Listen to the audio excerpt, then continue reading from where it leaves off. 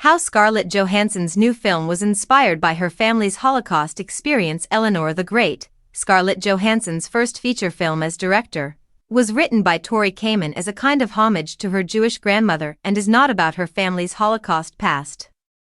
Nevertheless, the film, which opens in cinemas next week, undoubtedly has elements of Johansson's family history. During a red carpet interview at TIFF, where the movie debuted earlier this month, Johansson said, "A lot of my family history was lost, and it wasn't until many years later that I was actually able to connect with my family heritage. I believe that's why this tale struck a deep chord with me.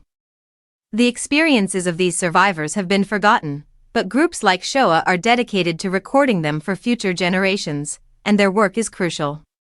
I really hope that this movie inspires viewers to continue asking their family questions and to preserve their experiences." In order to include real Holocaust survivors in the movie, Johansson collaborated with the USC Shoah Foundation. In the film, June Squibb plays Eleanor, a woman in her 90s who relocates to New York to live with her daughter, Jessica Hecht. The change occurs after the death of her longtime friend and roommate in Florida, Bessie, who is portrayed by Rita Zohar, an Israeli actress and Yiddish theatrical star. Like many others who suffered through such atrocities and lost loved ones, Bessie, a Holocaust survivor, found it difficult to share her tale with her family. However, she confided in Eleanor, her closest friend, later in life because she was still troubled by what had occurred to her. Eleanor, who was born and reared in the United States, travels around a fictitious Manhattan JCC and discovers a support group for survivors while grieving and in a strange and chilly metropolitan environment. In an attempt to preserve the memory of the lady she loved so dearly, she joins and appropriates Bessie's unwritten narrative as her own. Similar to Bessie's narrative, Johansson spent the most of her life unaware of her family's Holocaust connection before appearing on PBS's Finding Your Roots in 2017. The actress was moved to tears when Henry Louis Gates Jr. shocked her there by sharing the tale of her great-grandfather's family. Records of the ship that transported her grandpa, Schlachny Schlamberg, who subsequently adopted the name Saul, to America in 1910 were provided by Gates in the episode.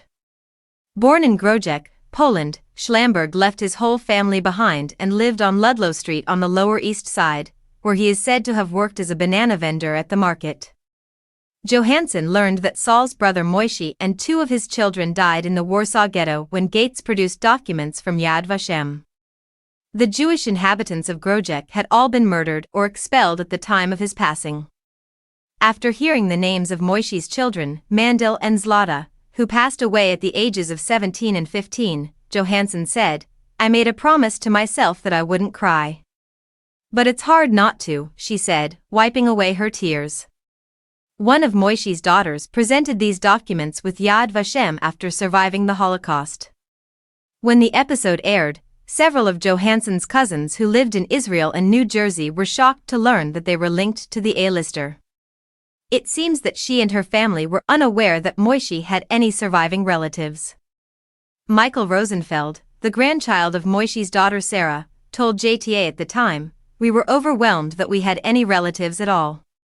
In the episode, Johansson said, "It's crazy to imagine that Saul would be on the other side selling bananas on Ludlow Street and how different it would be being in America at that time. The destiny of one sibling in contrast to the other. I feel a stronger connection to that aspect of my family and myself as a result. That was unexpected."